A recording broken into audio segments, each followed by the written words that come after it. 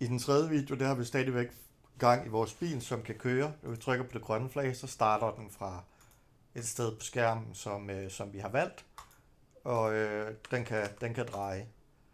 Øh, jeg vil lige vise jer hurtigt her, hvordan man gemmer sit projekt, fordi jeg har faktisk lige hentet projektet fra tidligere, så hvis man skal gemme det, så går man op i sine filer, og så gem projekt på SkoleTube, og så kan man se her, at man kan give dem et navn, og så gem. Jeg har gjort det, så jeg vil ikke gøre det igen. Når man så skal hente det, så går man jo bare samme sted hen, og så hent projekt på SkoleTube. Rigtig god idé, bare at gemme og hente fra SkoleTube, fordi så kan det ikke blive væk på jeres computer. Det vi skal have nu, det er, at vi skal have en bane til bilen, som den kan køre på. Det gør vi ved at tegne baggrund i Coding Lab. Herovre der har vi en scene og en baggrund, og der går vi ned og trykker på den her. Her har den en masse baggrunde i forvejen. I må gerne klikke på dem. Der er ikke dem, vi skal bruge til noget. Vi skal lave vores egen, så I går tilbage. Det er også federe at lave sit eget. Og så vælger I den her, der hedder tegn. Så får vi her på midten et sted, vi kan tegne. Og der er nogle pensler og sådan noget at tegne med. Men det første, jeg lige skal gøre uden yderligere forklaring, det er, at I skal trykke på den her, der hedder konverter til bitmap. Så bliver det sådan lidt lækkert, gammelt, retroagtigt. Hvis man tager sin pensel, og her vælger man en farve, og vælger en farve. Jeg tror, den står på 10 til at starte med, størrelse eller sådan noget. Og tegner, så kan man faktisk se herover, at det kommer over på scenen. Så den her firkant her, den svarer til jeres scene herover. Så er det så smart, at man lige kan fortryde det, man har gjort, ved at trykke på den her lille pil. Sådan der. Den har, ligesom kostymer på bilen, har den her også et navn. Den hedder faktisk kostyme, og jeg kalder min for bane 1. Nu lukker jeg lige, jeg fik lige en besked frem der. Bane 1. Så går jeg i gang. Har valgt min pensel.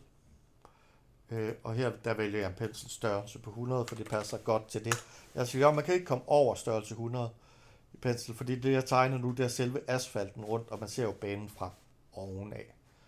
Jeg har valgt pensel og størrelse 100, og jeg har valgt en sort farve. I kan godt vælge en anden farve, hvis jeres bane skal have en anden farve. Jeg vælger her, og det skal være noget, som man ligesom kan køre på. Man kan jo lave det om, hvis det er, at det ikke rigtig virker for en. Nogle steder kan man lave banen tykkere, hvis det er, at det skal være lidt lettere, eller sværere, eller hvad ved jeg. Sådan her. Vi har bane 1 klar for mig. Så vil jeg gerne, jeg synes det er lidt kedeligt, at det er hvidt udenomkring, så jeg vælger lige her på min fyld, vælger noget farve, og så vil jeg vil have en grøn farve som baggrund, vælger malerspanden, farver det grønt, og nu har jeg min bane, den er grøn, og asfalten er sort, eller udenom er det grønt, og asfalten er sort. Og den hedder bane 1, fordi at jeg har lyst til at lave flere baner måske end en bane. Jeg hopper tilbage til min kode. Det ser rigtig fint ud.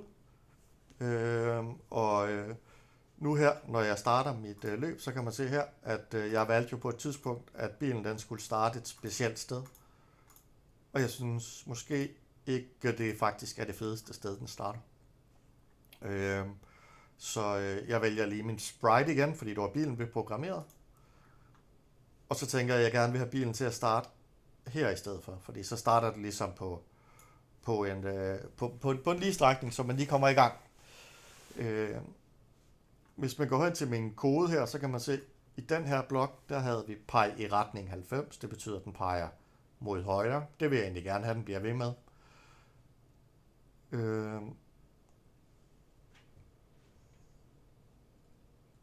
Så har jeg en, der hedder gå 10 trin. Det ved jeg simpelthen ikke, hvad er for noget. Det er ligesom, når den kommer i gang, så kommer den lige hurtigere i gang. Gå 10 trin. det ved jeg ikke, om I har, men min K10-trin, den skal i hvert fald væk. Jeg ved ikke, hvad den er der for. Sådan der. Og så har jeg den her, der hedder gå til x minus 185 og y minus 5. Og det er simpelthen, hvor den starter henne. I kan se her, at nu har den bevæget sig bilen til minus 89 og minus 5. Og hvis jeg rykker den for eksempel herhen, så er den i minus 128 og 123. Så det kommer an på de her x og y værdier, som det hedder. De bestemmer, de fortæller, hvor bilen den er henne. Og jeg vil gerne have den til at stå her til at starte med. Der, hvor x er minus 117 og y er minus 122. Det vil jeg i princippet kunne gå ind og skrive på den her. Men i stedet for, så fjerner jeg den.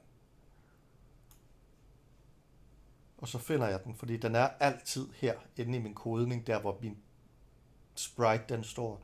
Så går jeg simpelthen hen og trækker den her ned, peger i retning 90, står det her sted til at starte med, og så kører vi afsted med mig. Det virker.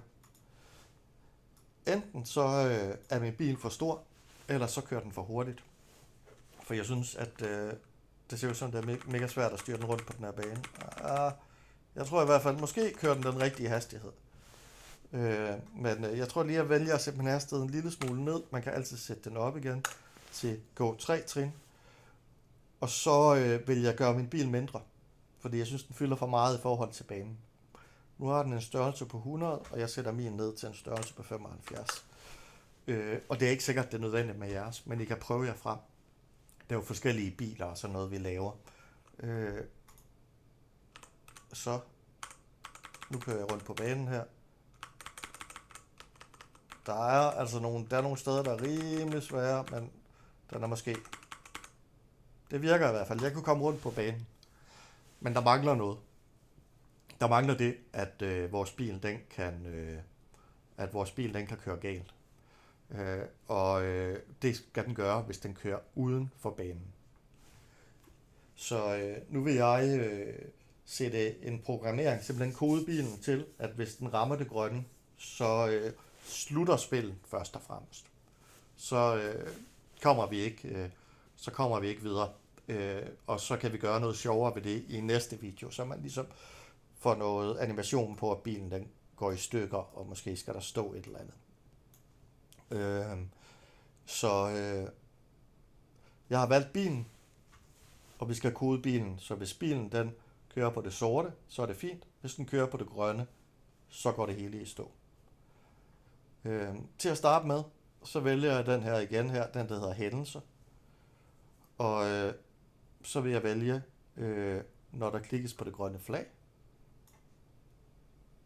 Fordi at så er det ligesom, når spillet det starter, så skal den tjekke, om vi er på det sorte, eller vi er på det grønne, eller i hvert fald, om vi rammer det grønne. Så der går vi i kontrol,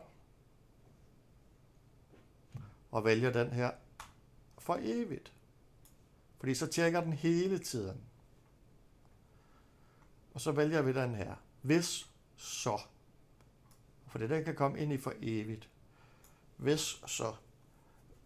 Det er sådan en god en kommando, man kommer til at bruge. Og der er nogle forskellige udgaver af den. Men her har vi bare behov for den her, der hedder hvis og så. Fordi jeg vil gerne have, hvis spriten, altså vores bil, den rører det grønne, så stopper spillet. Og det kan man gøre inde under den her, der hedder registrering i hvert fald til at starte med. Der er en, der hedder hvis berører farven. Og nu er den jo sådan en lilla i farve. Jeg vil gerne have den grønne. Så jeg hvis berører farven, hvis jeg klikker på den der. Jeg vælger den her, der er sådan en pipette. Den trækker farve op. Så den vælger jeg, og så trækker jeg ind på baggrunden. Og så kan I se ligesom her, nu har jeg fat i vejfarve, nu har jeg fat i noget af bilfarven. Man kan faktisk se, at cirklen udenom skifter farve efter den farve, jeg har valgt, og jeg vælger den grønne farve. Hvis den vælger den grønne farve, så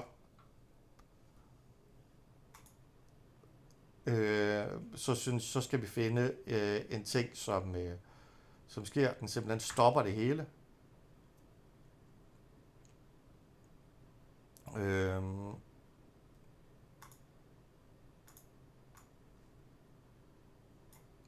så vælger vi den her stop alle. Hvis det behøver en grøn farve, så stop alle. Så prøver vi lige at se, om det virker. Jeg kører, og nu rørte jeg den grønne farve, og så stoppede den. Jeg kan stadigvæk køre rundt godt nok, men bilen den stoppede, og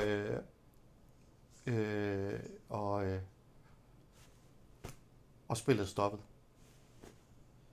Vi kan putte noget andet ind på, det gør vi i næste video, men nu har vi en registrering på, at man kan køre rundt og rundt og rundt, indtil at man kører galt, og så kan man altså ikke køre videre, fordi så stopper den. I næste video, så laver vi lige lidt med, hvordan den kører galt, at den siger et eller andet for eksempel, og at man kører galt. Vi laver nogle ting på banen, som gør, at man booster i fart. Vi kan også lave en tidstæller, men den laver vi lige lidt senere. Det er næste video, men I er faktisk ved at have et bilspil allerede.